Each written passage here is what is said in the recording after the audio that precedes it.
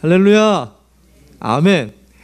오늘은 하늘의 사람들 87번째, 원래는 사도행전 말씀에 관련된 그 바울의 에베소의 부흥에 대해서 나눌 텐데, 근데 오늘 특별히 어버이 주일이기 때문에 본문을 룻기로 잠깐 옮겨와서 행복한 가정이라는 제목으로 여러분하고 가정에 대한 하나님의 말씀을 좀 나누려고 합니다.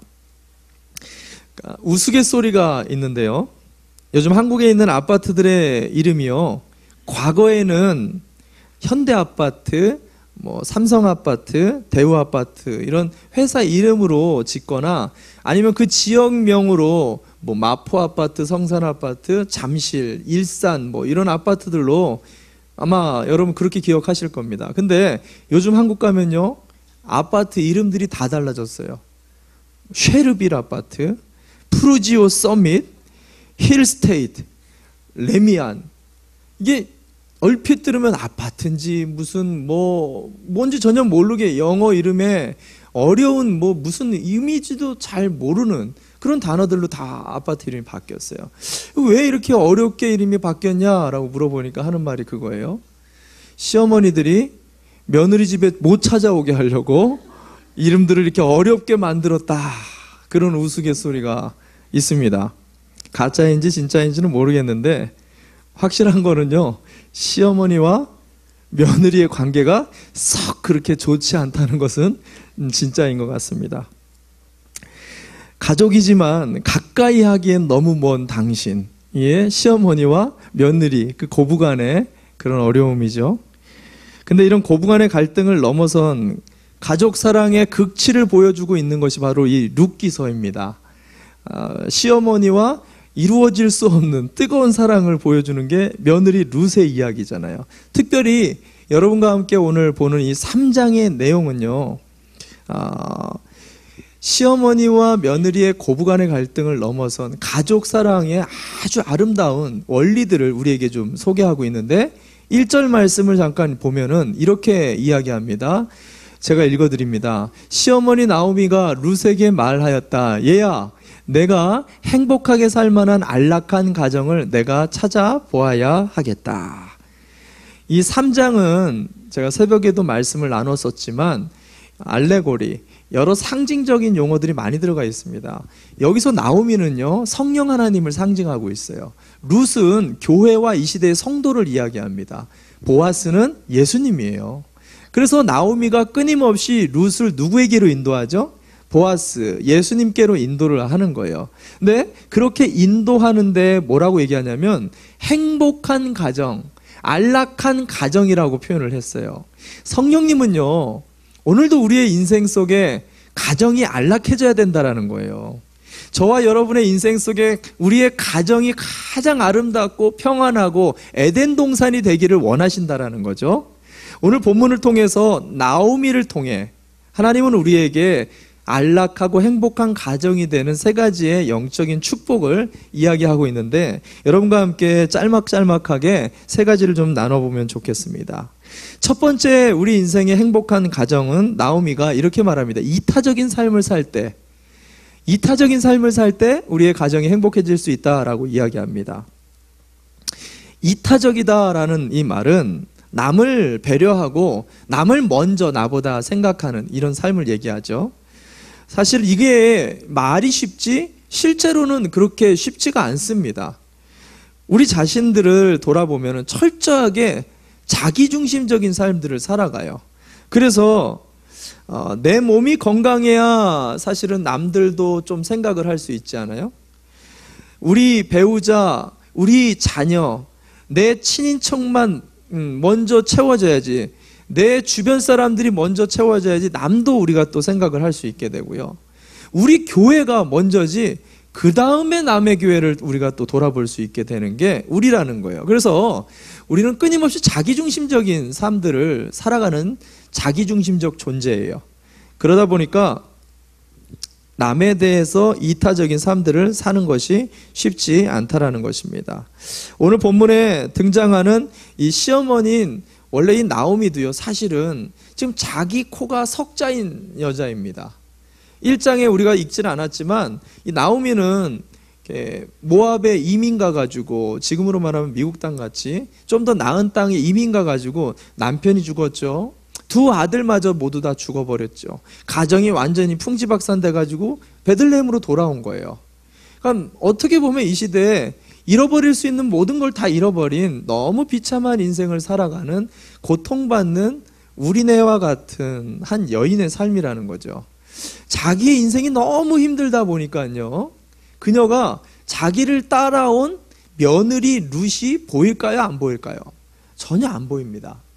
사실은요, 시어머니 못지않게 지금 며느리인 룻의 삶도 비참해요. 보세요. 자기 남편이 죽었단 말이에요. 거기다가 제일 인생에서 제일 불편한 사람이 누구예요? 며느리에게 제일 불편한 사람이. 경험해 보시면서 왜 모른 척 하세요? 시어머니 아니에요? 그 시어머니를 쫓아서 타국 땅으로 가가지고 살아간다는 게 보통 어려운 일이 아닌 거예요. 거기다가 시어머니가 잘 살면 또 몰라요. 시어머니에게 쫓아와가지고 매일같이 하는 게 뭐냐면 밭에 나가서 이삭을 줍는 거예요.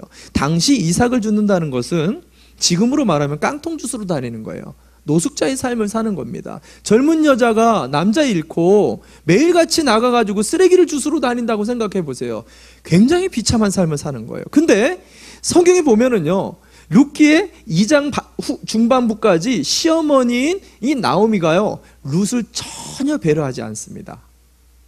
왜? 제코가 석자다 보니까. 자기가 힘들다 보니까 자기 못지않게 힘든 이 며느리가 바로 옆에 있는데도 전혀 무시를 하면서 인생을 살아가는 거예요. 저는 이 점에 주목하고 싶어요. 왜냐?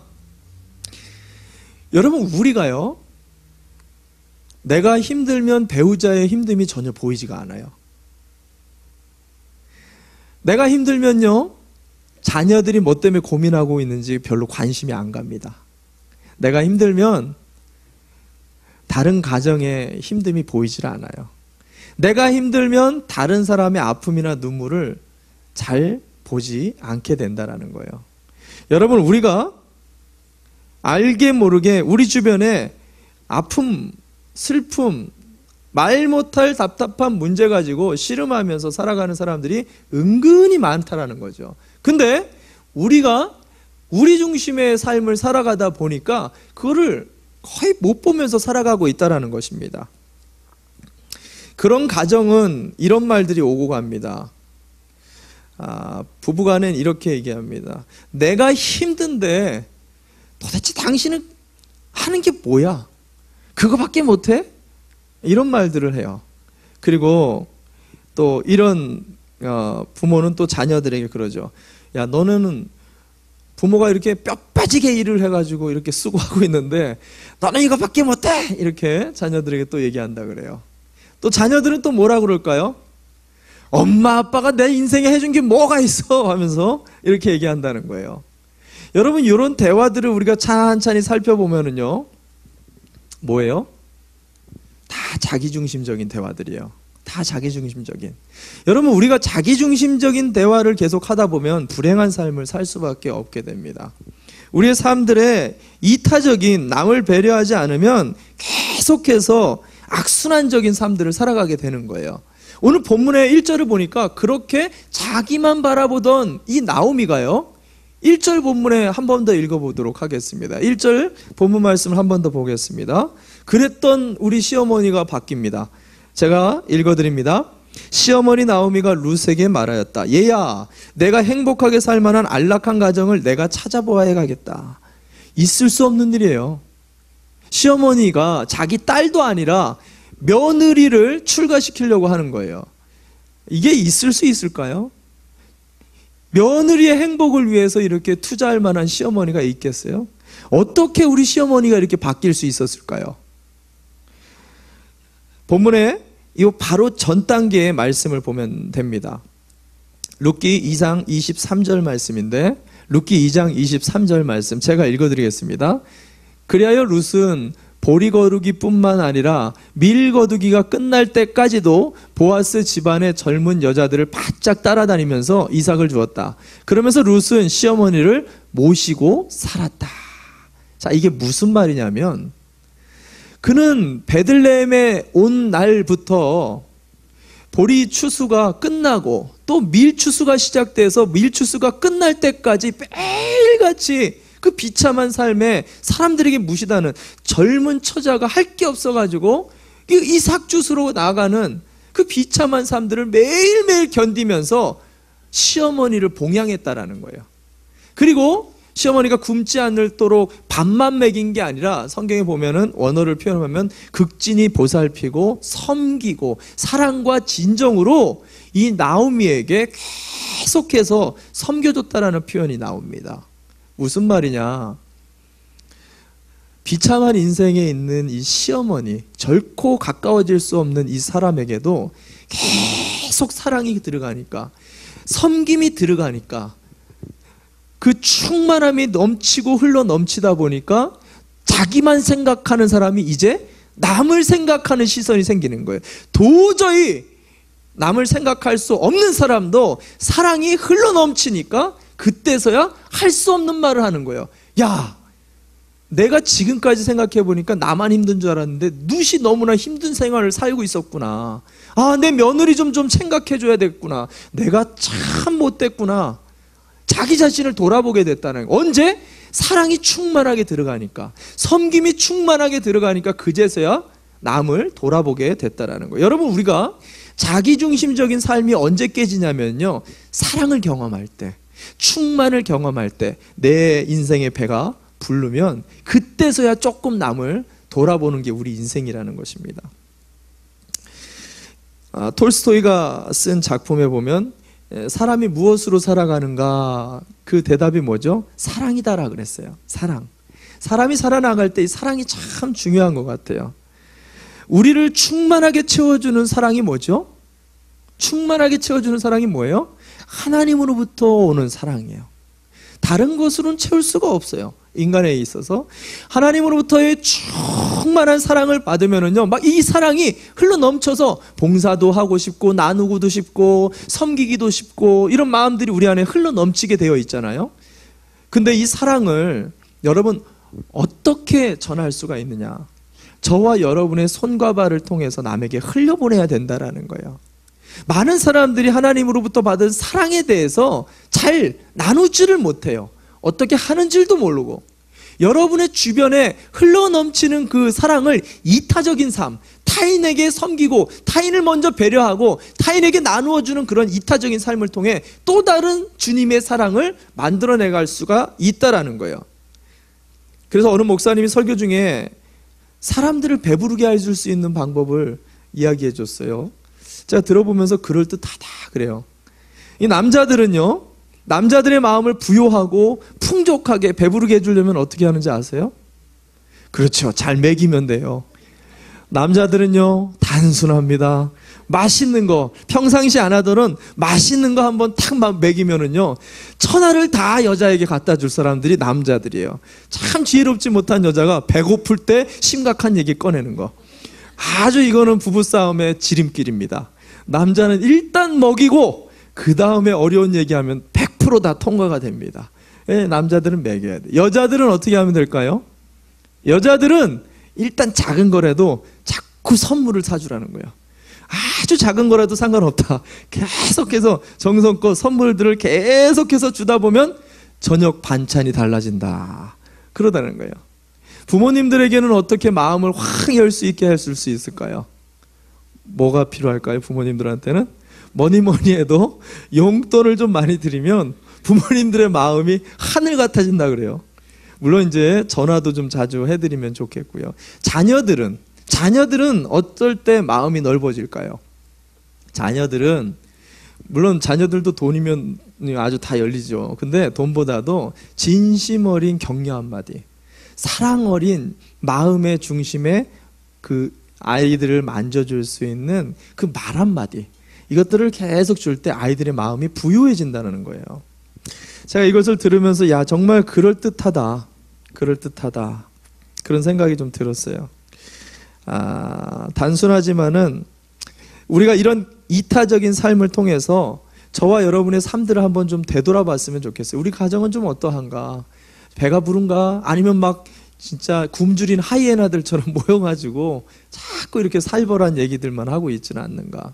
저는 여러분이 한번 이 어버이날 마더스데이를 지나면서 스스로를 한번 점검해 보시기를 바랍니다.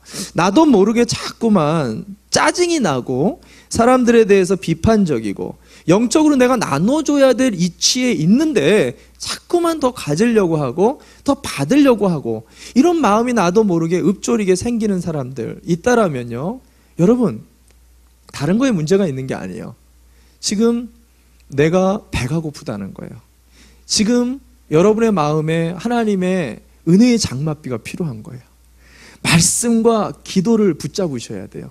여러분의 굶주린 마음의 심령을 채울 수 있는 건 하나님의 사랑밖에 없거든요. 말씀을 보셔야 돼요. 기도 가운데 나오셔서 그 은혜를 다시 충만하게 배부르게 하셔서 여러분의 배우자와 자녀들에게, 이타적으로 직장의 동료들에게 그 사랑을 흘려보낼 수 있는 그런 행복한 가정의 주인공들 되시기를 바랍니다. 아멘. 두 번째 행복한 가정은 노력이 필요하다라고 나오미가 오늘 이야기합니다. 작은 노력들이 좀 필요하다. 오늘 본문에는요, 이 룻을요 보아스에게로 연결할 때 나오미가 여러 가지 팁을 줍니다. 몇 가지 네가 노력을 해야 될 필요가 있어. 보아스에게로 나가려면 그냥 나가서는 안 돼. 그 몇 가지의 노력, 행복한 가정을 만드는 몇 가지 노력을 얘기해 줍니다. 첫 번째가 정보를 수집했다라고 얘기해요. 정보를 수집했다. 2절 말씀 한번 볼까요? 2절 같이 한번 읽어봅시다. 2절 시작. 생각하여 보렴 우리의 친족 가운데 보아스라는 사람이 있지 아니하냐. 내가 요즘 그 집 여자들과 함께 일하고 있다. 잘 들어보아라. 오늘 밤에 그가 타작마당에서 보리를 까부를 것이다. 이 말씀을 여러분이 조금만 집중해서 보면은요, 재밌는 게 뭐냐면 지금 베들레헴에 오면서부터 지금까지 몇 개월 동안 밭에 나가서 일을 한 사람은 누구예요? 나오미예요? 룻이에요? 룻이에요. 나오미는 한 번도, 시어머니는 한 번도 밭에 나간 적이 없습니다. 근데 재밌는 것은 이 시어머니 나오미가 이 밭의 스케줄을 다 꿰고 있어요. 거기다가 주인인 보아스가 언제 오고 언제 가는지 동선을 다 체크하고 있어요. 거기다가 타작일이 언제인지 몇 시쯤에 일꾼들이 움직이는 모든 것을 눈에 꿰차가지고 다 알고 있어요. 어떻게 소머즈처럼 이렇게 미래를 보는 눈이 있는 것도 아니고 어떻게 시어머니 나오미가 이것을 알 수 있었을까요? 정보를 수집한 거죠. 룻이 나가 있으면 동네방네 돌아다니면서, 우리 벨리에도 그러신 분들 몇 분 계세요. 돌아다니면서 동네 정보들이 그냥 흘러다니는 모든 정보들을 다 줄줄이 꿰차고 있는 우리 권사님, 집사님, 장로님들 계시잖아요. 나오미가 그런 사람이었어요. 룻을 사랑하니까 룻에 대한 모든 관심의 정보들을 막 수집해가지고 그것을 꿰차서 그것에 맞게 동선을 짜고 계획을 짰다라는 거예요. 저는 요즘 그런 분들을 봐요. 배우자를 사랑하죠. 자녀들을 사랑하죠. 근데 요즘 우리 배우자가 직장에 나가서 무슨 어려움이 있는지, 우리 아내가 무슨 집에서 가정에 어려운 문제들이 있는지, 우리 자녀들이 직장에서는, 학업에서는 친구들과는 어떻게 살아가는지 내일 일은 난 몰라요. 전혀 모르면서 이렇게 살아가시는 그런 분들이 참 많은 걸 내가 보게 돼요. 너무 바쁘니까. 너무 바쁘다 보니까. 여러분, 한 상담학자가 이런 가정 안의 관계들에 대해서 자꾸만 문제가 일어나는 관계들을 보면 관심 통장을 만들어야 된다라고 얘기를 해줬어요. 관심 통장. 이게 뭐냐면 저와 여러분이 통장들이 다 있으실 거예요. 그럼 통장에 돈을 예금해 놓잖아요. 이 돈을 예금해 놓는 목적이 뭐냐면 장래에 미래를 준비하는 거잖아요. 어떤 어려움이 있거나 돈이 쓰게 될 때, 그럴 때 그 돈을 써서 편안한 생활을 하기 위해서 우리가 돈을 저축해 놓는 통장을 갖고 있습니다. 근데 우리의 모든 관계 속에, 부부관계, 부녀관계, 부자관계, 모든 관계 속에도 이 통장처럼 그 관계에 관심을 계속 적립시켜 놔야 된다는 거예요. 그래서 아름다운 부부가 계속 행복하게 그 부부관계를 유지시켜 나가려면 평상시 관심 통장에 그 관심을 많이 표현을 해놔야 된다라는 거죠. 그래서 관계에 문제가 안 생길 수가 없어요. 문제가 반드시 생겼을 때 관심 통장에 저축 예금이 많으면 웬만해서는 마이너스로 떨어지지는 않는다는 거예요. 큰 관계가 문제가 생길 정도까지는 안 간다라는 거죠. 자녀들과의 관계도 마찬가지예요. 평상시 정말 대화도 하나도 안 하다가 무슨 문제만 생기면 야, 너 왜 그래? 그러면 팡! 뭐 이러면서 그냥 자녀들이 부모를 그냥 무시해버리잖아요. 평상시 관심이 없기 때문에 그래요. 평상시부터 관심 통장에 많이 쌓아다 놓다 보면 우리가 관계가 어려운 문제가 웬만큼 생겨도 잘 넘어갈 수 있다는 거예요.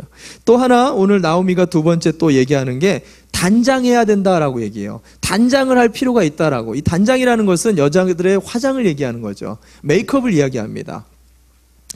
3절 말씀 한번 볼까요? 3절 말씀 제가 읽어드리겠습니다. 너는 목욕을 하고 향수를 바르고 고운 옷으로 몸을 단장하고서 타작마당으로 내려가거라. 그 사람이 먹고 마시기를 마칠 때까지 너는 그가 눈치채지 못하도록 조심해야 한다. 나오미가 보아스에게 갈 때 꼭 단장하고 가라. 향수도 좀 뿌리고 가고. 하나님은 우리의 어디를 보시죠? 하나님은 우리의 중심을 보시잖아요. 근데 사람은 외모를 봅니다. 여러분 이거를 무시하시면 안 돼요. 제가 이걸 무시하고 살았어요. 제가 하나님을 너무 뜨겁게 만났을 때 하나님은 나의 중심을 보고 계셔. 그러면서 외모가 싹 무너져 내렸어요. 그래서 매일같이 이렇게 후줄구레하게 하고 다녔어요. 제 아내를 처음 이렇게 이성교제 할 때요. 아내를 이렇게 만날 때요. 늘 모자 눌러 쓰고 추리닝을 입고 다녔어요. 머리도 안 감고 씻지도 않고 맨날 그게. 그러면서 저희 집사람이 아내한테 늘 그랬어요. 하나님은 마음의 중심을 보셔. 이런 거 보지 마. 이런 게 아니어도 날 사랑할 수 있으면 나랑 같이 한번 살아보자. 제가 이렇게 정말 이렇게 생각이 좀 없었어요. 그때. 근데 제가 아내에게 감동이 됐던 게 뭐냐면 정말 아무도 없는 거예요. 아무도 없고 그냥 둘만 이렇게 만나서 이렇게 잠깐 산책을 할 때도 집사람은 머리끝에서 발끝까지 치장을 하고 항상 와요. 근데 그 치장이 자기 멋대로 치장하는 게 아니라 내가 좋아하는 스타일. 머리가 긴 걸 원하면 머리를 풀르고 나오고, 내가 어디를 같이 가려고 그러면 그거에 맞는 복장을 입고 오고, 내 모든 상황과 환경을 다 항상 맞추는 거예요. 그래서 내가 왜 이렇게 피곤하게 살아? 나 이렇게 얘기했었어요. 연애 시절 때. 근데 집사람이 하는 말이 그때가 뭐였냐면 내 앞에서는 여자이고 싶다는 거예요. 근데 제가 그때도 감동이 됐지만 집사람은 지금까지도 한결같아요. 지금까지도 집 앞에 공원을 갈 때든 나 혼자 같이 여기저기를 돌아다닐 때도 아무도 없을 때에도 항상 머리끝에서 발끝까지를 챙겨요. 제가 집사람한테 참 많이 배우게 됩니다.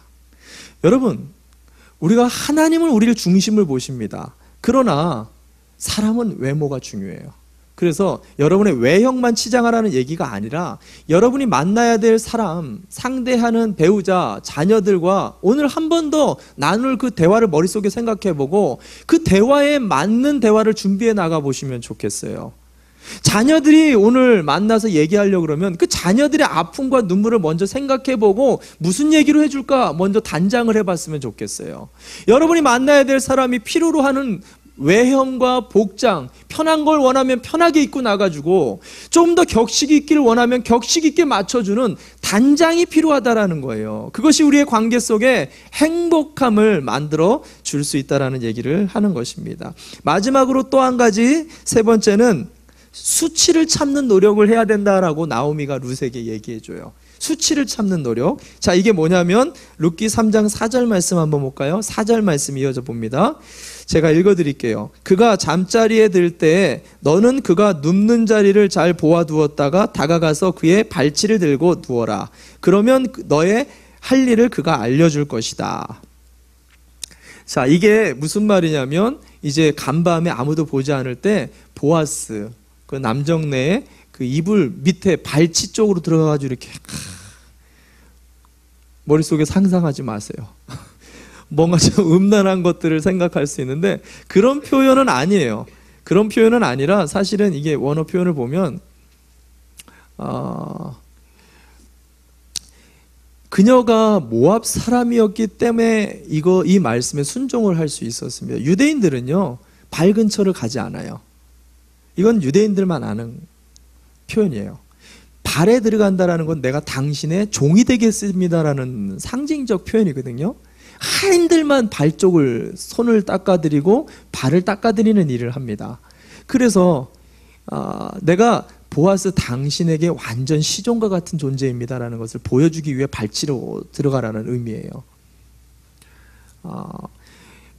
행복한 가정을 이루기 위해서 성령님은 우리에게 주시는 메시지가 뭐냐?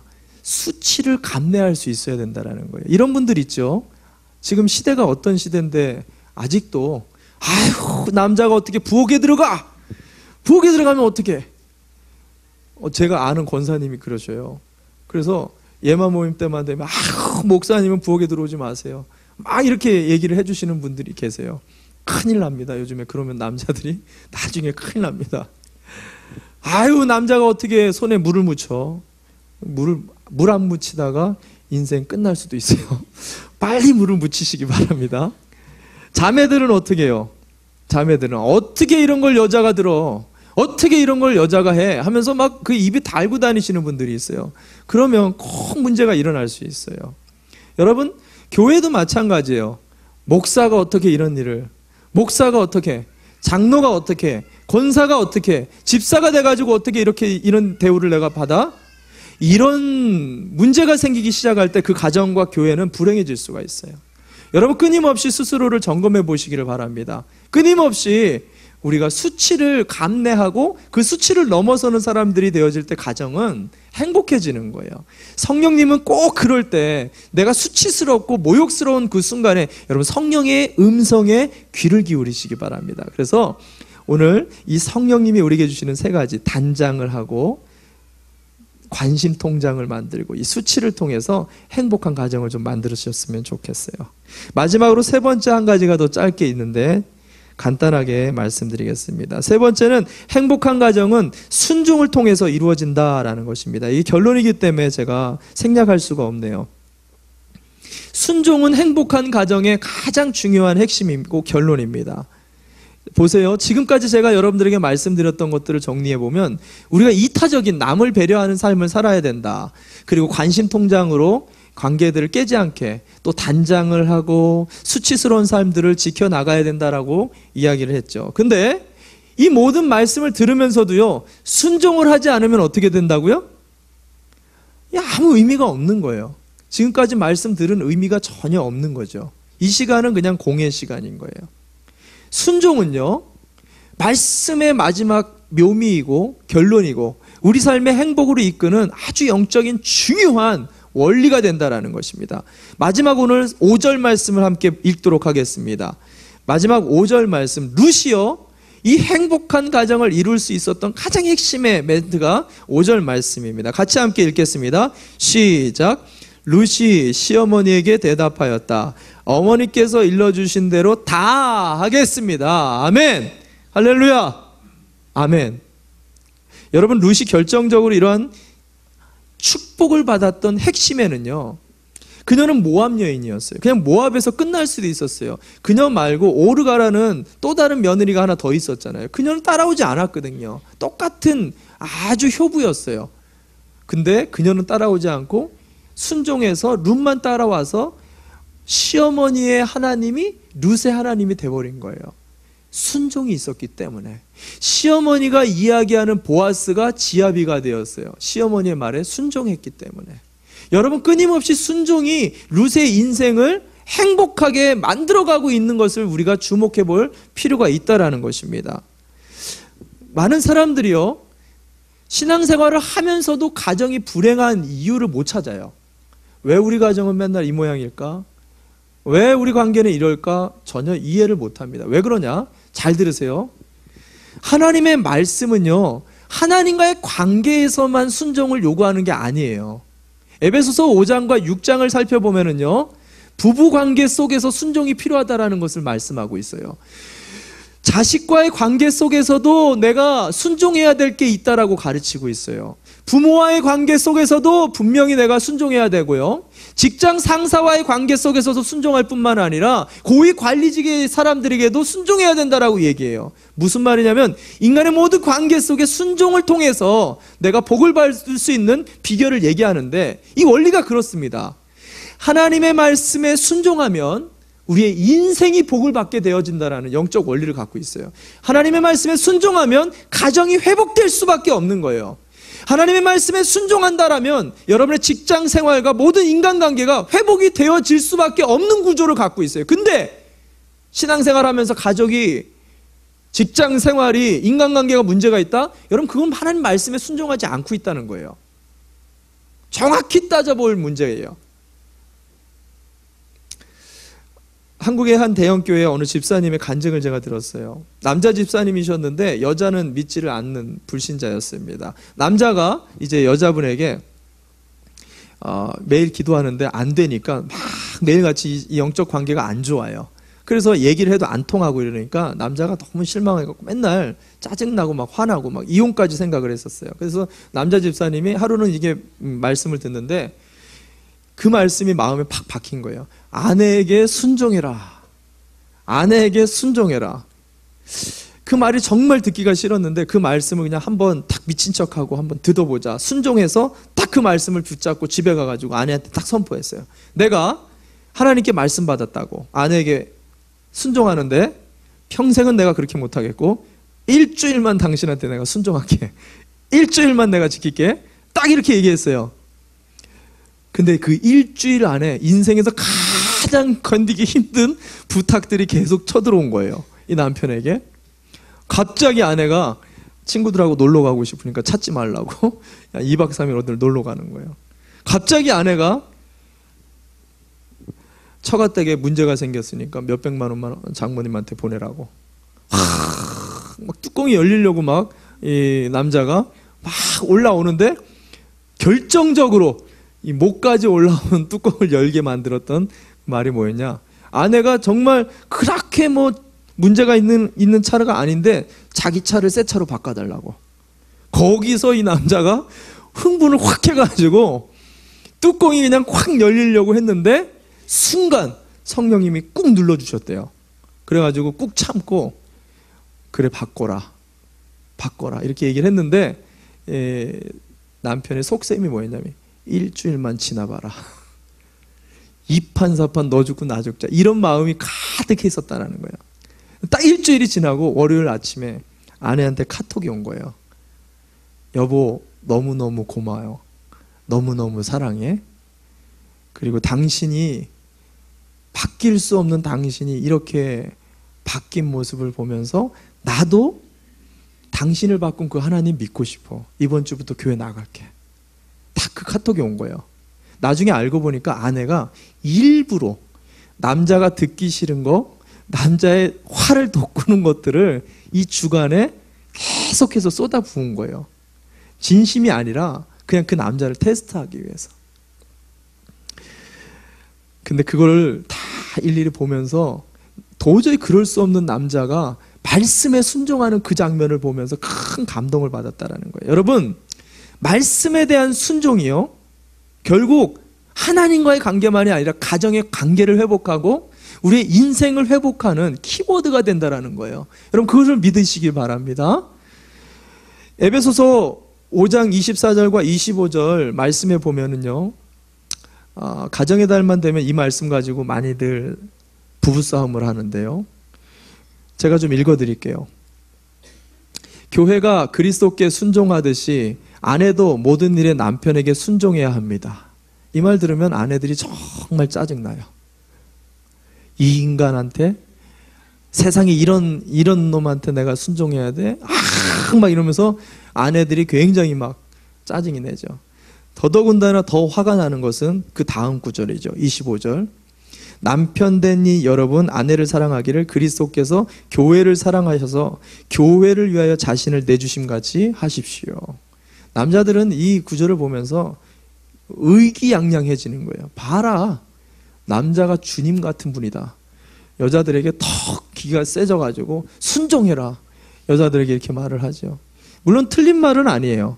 그러나 이 말씀의 전문을 제대로 이해하지 못하고 있는 메시지죠.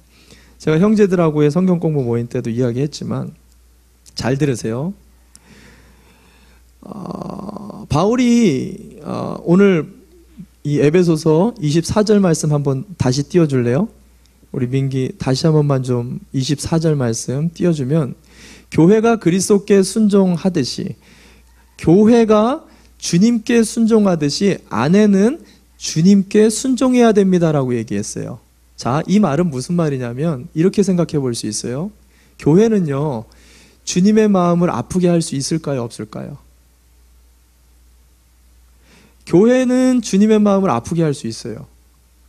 교회는 주님의 뜻대로 꼭 나가야 되지만 못 나갈 때도 있을까요, 없을까요? 못 나갈 때도 있어요. 교회는 주님 앞에 실수할 수 있을까요, 없을까요? 실수할 수 있어요. 여러분, 이 말씀을 자세히 보셔야 돼요. 아내들은 남편들에게 조금의 실수나 아픔이나 어려움들을 줄 수 있다라는 표현이 될 수가 있어요. 근데 25절 보세요. 25절 다음 구절 넘겨주시면 좋겠습니다. 네, 남편 된 이 여러분, 아내 사랑하기를 그리스도께서 교회를 사랑하셔서 교회를 위하여 자신을 내주심 같이 하십시오. 무서운 메시지예요. 보세요. 주님이 교회를 사랑하시듯, 여러분 보세요. 주님이 교회를 가슴 아프게 할까요? 주님이 교회를 실망시키실까요? 주님이 교회와의 약속을 어기실까요? 주님이 교회를 함부로 대하실까요? 주님이 교회를 떠나실까요? 아니요. 여러분, 이것은 남성들에게 주는 하나님의 너무나 중요한 영적인 메시지예요. 여러분이 아셔야 될 게 있어요. 지금 시대가 여자들이 영적인 주도권을 가지고 있는 가정들이 참 많아요. 여성들의 그런 특히 은사나 창세 때부터 돕는 자로서 성령께서 여성들을 통해서 역사하실 때가 참 많습니다. 그래서 한국교회를 보면 여성들의 분포도가 높아요. 그래서 그러다 보니까 형제들이 소외되어지는 가정들이 너무 많아요. 정말 중요한 게, 놓치고 있는 게, 이 시대 교회들이요, 형제들이 일어나야 돼요. 왜냐? 형제가 바뀌지 않으면 절대로 가정은 일어날 수가 없습니다. 하나님이 그렇게 만들어 놓으셨어요. 여자들이 아무리 기도를 열심히 하고요, 신앙생활을 아무리 열심히 한다 그래도 형제가 변화되지를 않으면 가정은 절대로 살아날 수가 없어요. 이거를 이렇게 예를 들어보겠습니다. 교회를 예를 들어서, 교회 안에 우리 교회에 정말 유능하신 부목사님들, 너무 귀한 목사님들이 계셔서 너무 감사합니다. 근데 유능하신 부목사님들 수십 명, 수백 명이 오고, 유능한 장로님, 권사님, 집사님들이 아무리 떼거지같이 교회를 부흥시킨다 한다 할들, 담임 목사 한 명이 바뀌지 않으면 교회는 절대로 살아날 수가 없어요. 이게 하나님이 주신 영적 권위의 특징입니다. 가정이요, 정말 독특해요. 형제들이 일어나지 않으면 가정은 절대로 일어날 수가 없어요. 가장 무엇보다도 가정의 형제들이 부흥하기를 기도하시기 바랍니다. 남자들은 영적인 제사장이 돼서 그 가정의 영권을 회복할 수 있도록, 자녀들을 축복해 줄 수 있도록 아내들을 일으켜 주시고, 교회를 사랑하듯이 자기 자신을 희생하고 섬기며 헌신하며 가정이 이 땅에 축복의 평안의 행복한 가정이 되기 위하여 죽기까지 힘을 써야 되는 것이 우리 형제들에게 준 하나님의 특권이, 이거는 여자들이 아무리 기도를 한다 한들, 아무리 노력한다 한들 절대로 메꿀 수 없는 부분이에요.